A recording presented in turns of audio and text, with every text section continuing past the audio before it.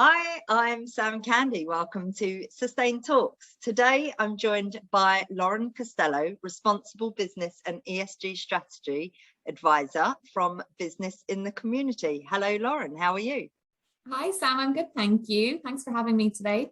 Yeah, it's good to have you here. Really excited to learn more about you, what you do. Tell us a bit more about Business in the Community and what your job involves.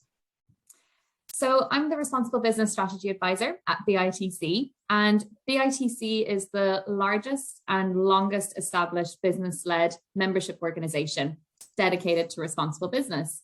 We were founded by the Prince of Wales about 40 years ago, and we're actually celebrating our 40th anniversary early next year. So keep an eye out for some great events in that space. But our vision is kind of really just for the UK to be a leader in responsible business. And to accomplish that, we work with our members to just continually improve their responsible business practices through community work, environmental initiatives, and really just ensure that we're leveraging that collective impact. We currently have over 400 companies in our membership, and they range from global FTSE 100 companies, household names, through to small family-run SMEs and government departments. We have a really, really wide range of members that we're working with. Yeah, great. A lot of people don't necessarily understand what being purposeful and what a responsible culture looks like. So can you tell me what that looks like from a business point of view? Yeah, absolutely. So it's really interesting. I find a lot of my work at BITC kind of like traverses those two elements. It's kind of companies that might be starting out and they're thinking, what is this whole world? How do I build a business case? What am I meant to look at? And then other companies are thinking, we've already got that culture in place. We need kind of support, really thinking about what our priorities could be, or reviewing it and making sure that we're really kind of honing in on everything that's important to our stakeholders. And really fundamentally what we tell businesses is that you need to start with kind of really clearly defining what your purpose should be. It has to be relevant to your core business activities, who you are as a business, what you want to achieve. But also it has to go beyond profit.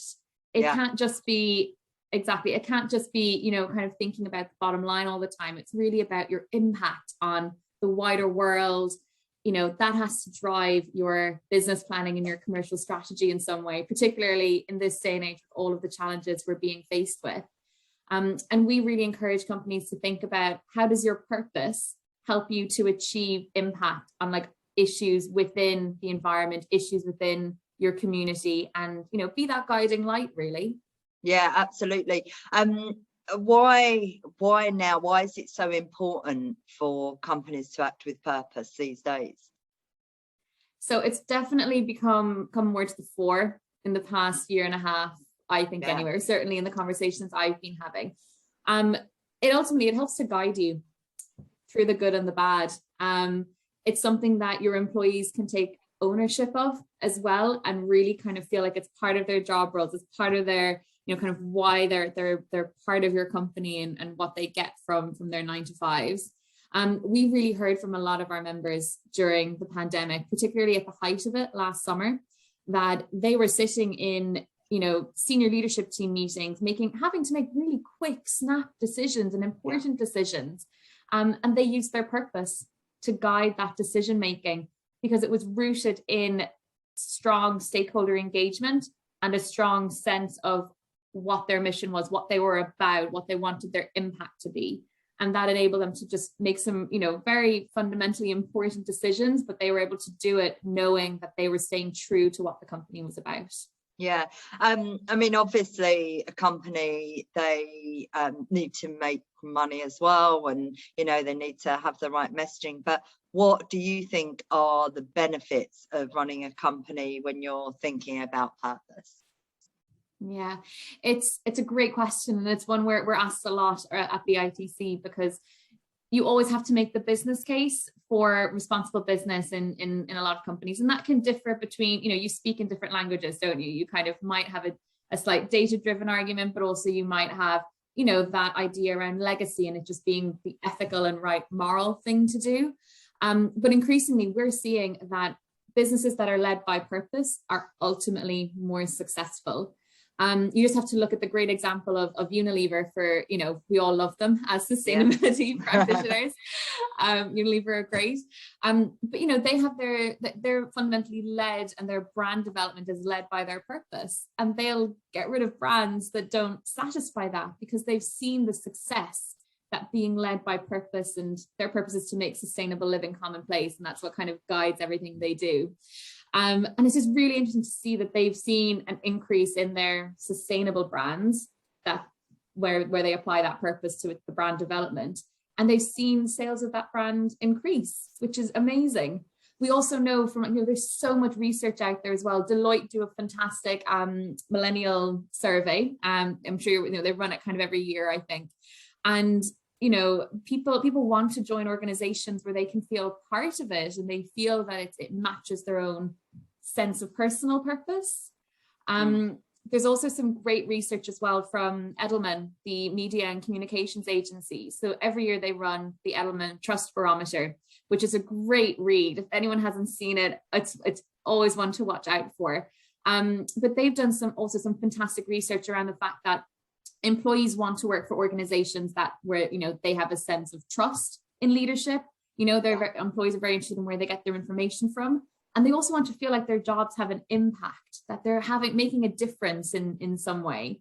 And I really think that purpose can kind of just helps guide that decision making, but also helps guide, how your role is structured, what framework you're working to, what you're doing. It's just, I think it's really just fundamental to how kind of, companies operate these days. And increasingly, people want to work for companies that are purpose driven. So it's good business as well.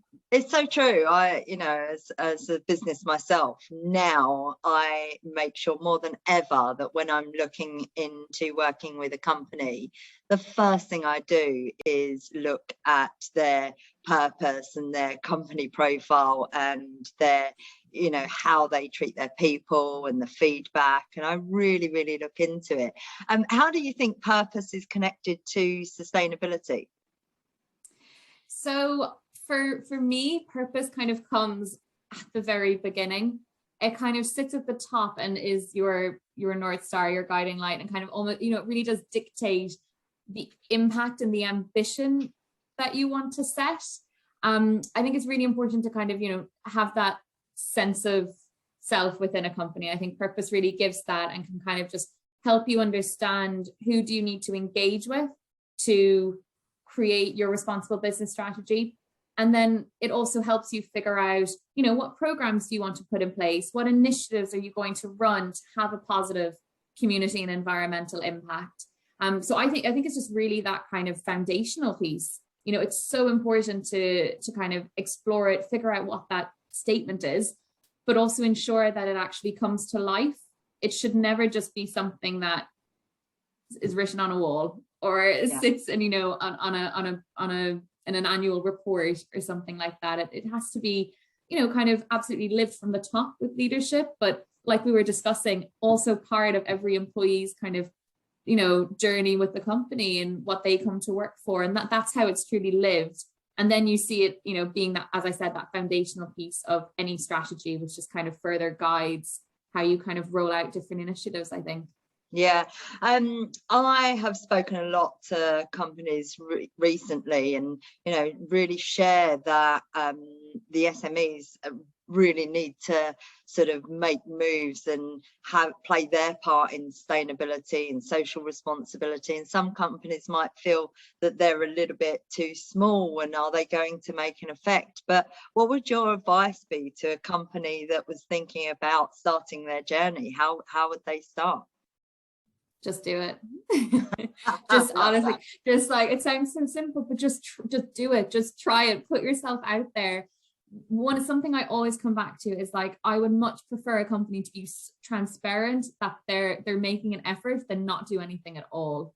No company is perfect. Every company is still striving to do more and do better. And some companies will be excelling, for example, in certain areas like circular economy, and some will be excelling in areas like well-being. They might not be doing both really well. So, just be transparent about it. Try it. Just you know, you need to just kind of, I think the time for action is now on all of this, be it, you know, establishing your purpose, taking action on climate, talking about race in the workplace. It has to be done now. And you just need to start.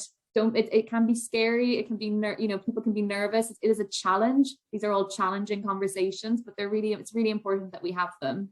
Yeah.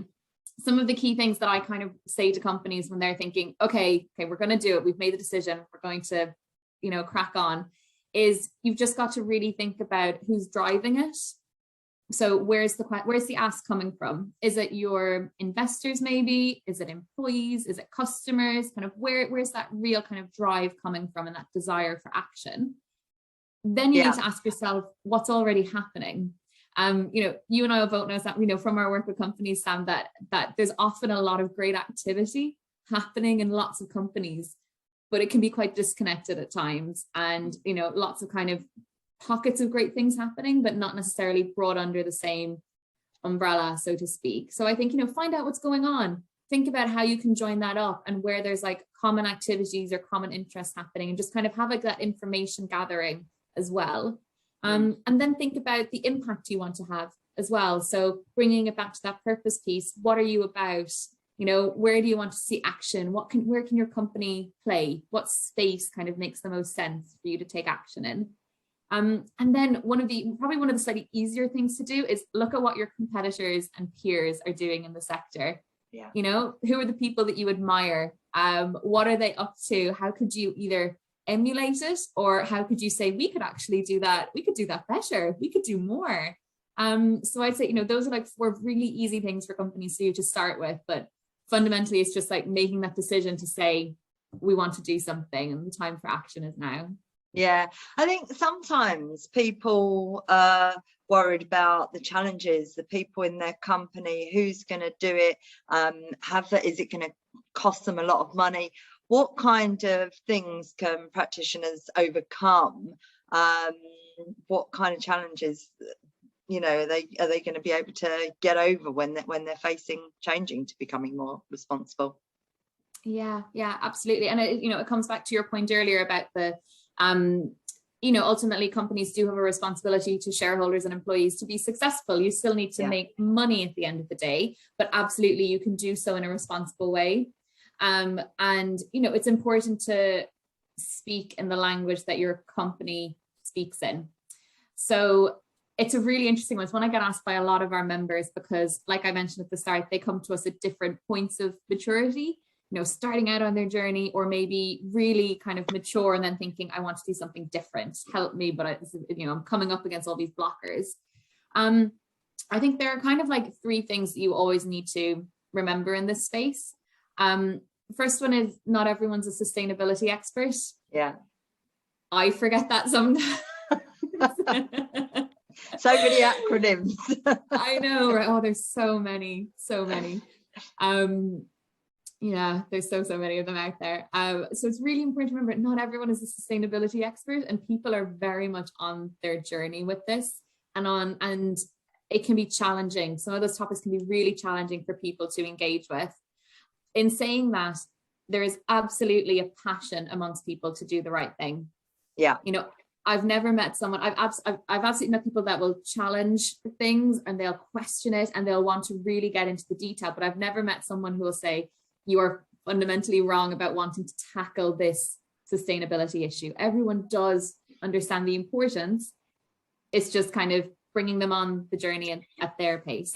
Yeah, absolutely. Do you and that sort of leads me on to my next point. I think now, I don't know if it's the algorithms of LinkedIn or my other news feeds, but I am seeing the sustainability, the responsible messaging absolutely everywhere. Have you seen a change in, and certainly in your business, because you'll recognize it by the amount of companies that you're speaking to and the messaging that you're hearing? Yeah, it's definitely increased substantially in the past year. I suppose it's an interesting question around kind of, how much is really going on beneath the surface, which is, I suppose at BITC, it's really interesting because we we examine companies and we challenge them on that, and we say how much of this is really embedded in your organization. Let's help you get there if it's not. It's increased massively, which is wonderful. I think there's a slight danger at the moment that there's so many terms out there. You've got corporate social responsibility, responsible business, environment, social governance, or ESG, that's another great acronym. And you've got sustainability. There are so many different ways of talking about all of this, so many different standards, so many different methodologies, that it can be a minefield. And it's often, as sustainability practitioners, it's our responsibility for within these companies and where we're practicing to translate those technical things and translate the kind of the societal mood around a lot of this into something that's accessible for people and into something that works for our audiences and, you know, the people we're speaking to in companies. I think it's wonderful that it's, you know, creeping up the agenda. I've heard more, you know, we've had more boards and senior leadership kind of come to us in the past year and say, we want to take action now, help us understand this, which is wonderful. Yeah. So it's great to see it, but I think that we, as you know, it's going to be interesting to see how it ultimately takes shape with a lot of the different reporting frameworks that are coming out and companies truly doing it. You know, you can say it, you can say you're doing something, but putting it into action does take effort. So yeah, I'll watch this space for the next few years, I think. Oh, definitely. And I think, you know, you're right. And you think about the messaging, and there's so many different stories and different messages, and, you know, finding that right one, it's really important to find a trusted source so that, you know, the information that you're getting is the right information to take you forward. And I think that's why it's important to align with organizations and groups like yourself. What about the most important lesson that you've learned? It's been a tough few years now for everyone. What have you learned throughout this? It's a tough question. I think, you know, what's really interesting actually is I think I've learned the importance of being a values-led organization. So over the past kind of 3 years, or three years, sorry, not even, that's a bit too long, isn't it, for COVID? I don't know, COVID years. Sort of, you forget about the last 2 years. I was thinking there's 3 big things. Over the past year and a half, you know, we've had COVID, we had the murder of George Floyd, and we had the climate action agenda, you know, with COP happening next week, and it just, you know, flying up the agenda. So those for me are like kind of the 3 big things that have kind of happened. And I think as a result of that, we've seen companies address it in different ways through using their purpose, their values, and their responsible business strategies. And companies that had those things already in place were able to respond a lot faster and a lot better to all 3 of those things. I think as someone who works at BITC, it's a very values-led place as well. And I think I've realized through the way that we reacted internally as well over the past year and a half that I realized how much I appreciated that in a company, and a company that could sit up and actually recognize that these issues were happening and that employees were feeling, you know, their well-being was affected like everyone's. You know, people were wondering how to react to the Black Lives Matter movement and kind of what they could do and how they could act as allies to that movement. And then also how we as individuals can play our part in taking action on climate change. And that whole piece around just, you know, inclusivity or acting with integrity and, you know, kind of those values play a huge part. And I didn't realize that was so important to me, I think, until we went through the past year. And I think you're right, like you really do when it comes to those topics and those matters, because you're talking to your work colleagues and your peers all day, you really do turn to work and to business when it comes to those topics and those conversations, right? Yeah, you really do. You really do. And yeah, you know, it comes back to like that sense of purpose and values that you know, is just embedded, and it just becomes, it stops being something that is a branding element or as a statement, and just becomes part and parcel of what you do every day. And that's the point, you know, that's the point I want all of my companies to get to, where it's just very natural and normal. So yeah, I think for me that's personally what I've learned. I think how I didn't think they were so important to me in the workplace as they actually have become over the past year and a half. I'm sure they'll be pleased to hear that. I'm going to go to my final question. I always learn so much from asking people this question, but who in sustainability and social responsibility, who inspires you?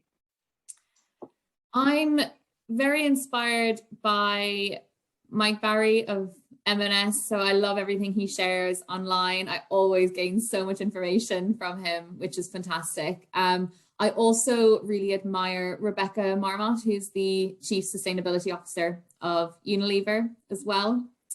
And Anne-Marie Verstraethagen, she works for BNP Paribas, and she's actually the lead on our global goals leadership team at BITC. And she's, it's not something we've mentioned today, but obviously we have the global goals up until 2030, and that's kind of the deadline for a lot of those initiatives. And I think, especially with COP and all the different issues we're seeing at the moment, she's really kind of just pushing that agenda in the right kind of places as well, which is great.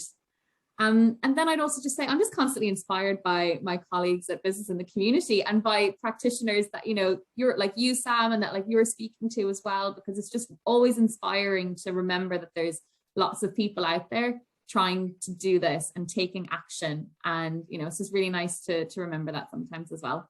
Thank you for saying that. And yeah, absolutely. So inspired all day by everybody that is sharing their stories and this messaging. And it's and thank you for sharing yours and sharing more about business in the community. I'll tag you on the post so people can get in contact with you directly on LinkedIn. And thank you so much for your time and sharing more. And I really appreciate it, and have a good day. Thank you for having me. All right, take care. Bye-bye.